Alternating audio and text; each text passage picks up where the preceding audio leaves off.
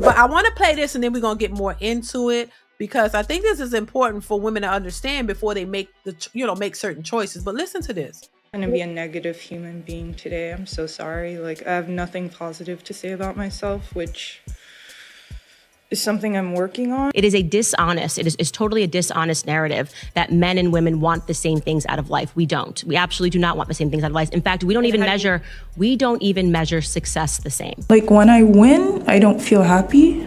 I feel more like a relief.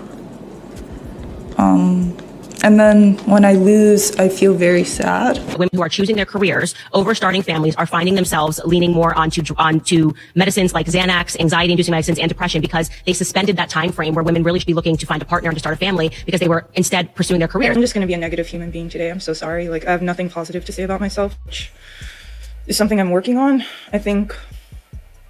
Yeah. I mean, it was my daughter's birthday, so I was happy about that this week. But other than that, it's just today I'm just constantly replaying the match now. Like yesterday, I just woke up and I was really depressed, but I don't know why. With your tournament over and, getting to have a break now, what's the first thing on your mind that you want to do?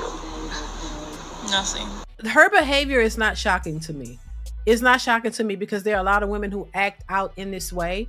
And shout out to her.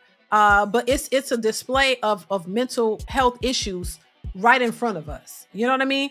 And to keep pushing this narrative that, oh, successful women are the most happiest they've ever been. And if you get to the money and, you have a successful career and you're single, a lot of these women are single. They don't have any kids, and they're just working, grinding to build themselves up to the top, the highest level they can achieve.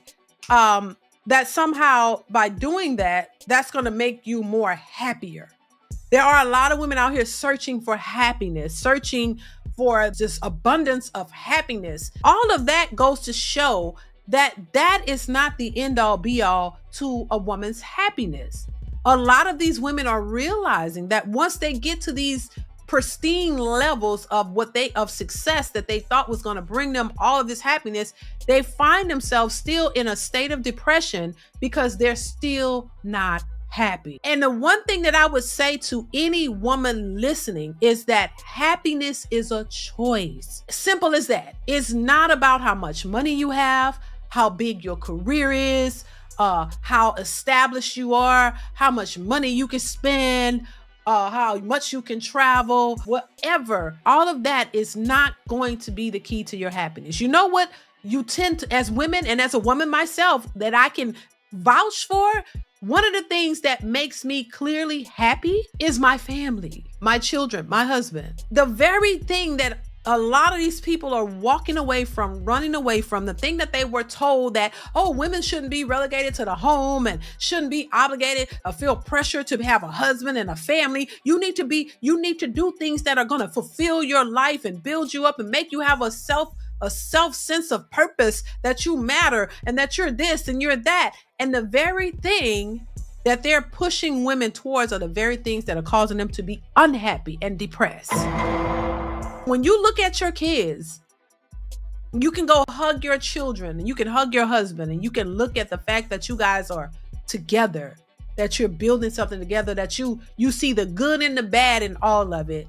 And you know that you have a man here that loves you and going to protect you and going to be there for you regardless, no matter what. And you are there too. And y'all are working together and y'all are building together, and you have children that you can look at and laugh at because they do the silliest things and make jokes, and you're watching them grow and y'all are building this together. That's a beautiful thing. You have a sense of purpose when you know that those kids, those people depend on you. If anything, that's the driving force that pushes you to be great and do what you need to make sure that they are provided for and that they are loved and they have nurturing, and you can teach them things and talk to them and watch. It's all backwards. It's all the opposite of what they're telling you would fulfill you and would make you happy. And I think that's what Candace Owens was saying in that clip. The fulfillment that they're trying to tell you the way you're going to be fulfilled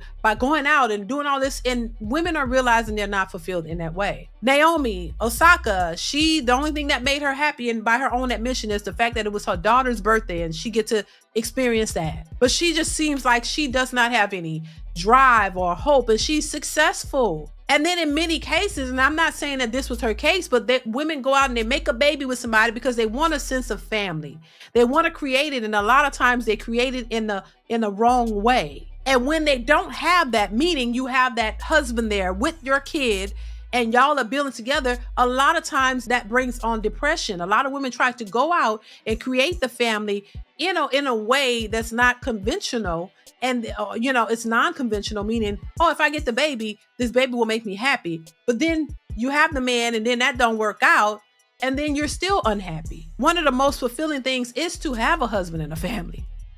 Because no matter what happens, whether you lose a job, you lose money or something, that you have your family there. You have your family intact. You have that support. That's the most important thing. So I just think that in society, everybody is, not everybody, but a lot of people are trying to convince women in particular, because women seem to be the ones who gravitate to this. They don't understand the importance of men and family, the family structure, until they don't have it. And until you've achieved this level of success financially or career-wise or whatever, and you realize you're still depressed and you're still unhappy and you're still out here searching for a family, that's when you realize that all of they've been telling you and teaching you is a bunch of BS. So I just think that for women out there listening, y'all need to pay close attention to that. I always say, prioritize the things that you want the most and truly understand what it is that you want. A lot of people don't know what they want. They're just going off what they see, what they think, and what they see somebody else, what somebody else has. Know what it is that you want and prioritize that first. If you want a family, prioritize a husband and a family first. Because guess what? You can always go pick up a hobby or a career. You can always go do that. You can have what you want, just not all at the same time. You got to sacrifice something in order to get the other thing that you want. And as long as you are alive, you can always add things to your life. It doesn't have to be all or nothing. I'm a living witness of that. I said that. You know what I'm saying? I was able to start a family young, get married, have a family, and still did college, still went to school, even though I don't even use the degree. But that was, once again, that brainwashing into thinking that you need that, and I didn't even need it. I didn't even use it. But it was something I thought I should have. You feel like as a woman, you need to have that. Did it and regretted it. Still able to have a hobby, able to do this. Kids are damn near all grown. Still alive, still living, still can add things to my life, still with husband and family intact. So I believe you can have what you want. It's not all, you just can't do it all at the same time. And if you want family, I think the family should be prioritized first, because you as a woman, you don't have all this time to wait for that. That's something you should do early on, because that's when you're most fertile. That's when you're in the best shape, best physical form to have the children, especially if you want more than one. So that's just my take on that. I just think there are a lot of women out here who are mentally disturbed, challenged, and they're trying to navigate life, and they've been given a set of rules, telling them that, hey, your career and all of that should be first, and they're successful in that way.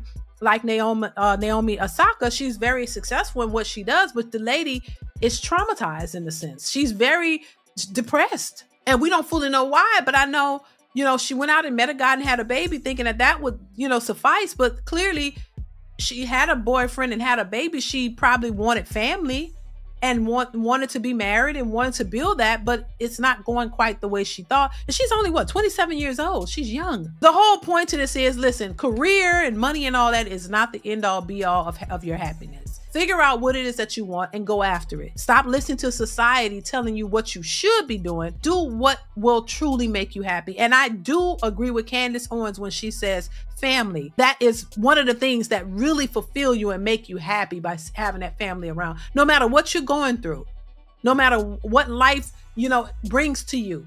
When you have your family there, it just makes the difference. I could be depressed or feeling bad, and my child would do something crazy and have me laughing and forget about that. I don't know. I think family is most important overall. And I think a lot of these successful independent boss chicks are realizing that.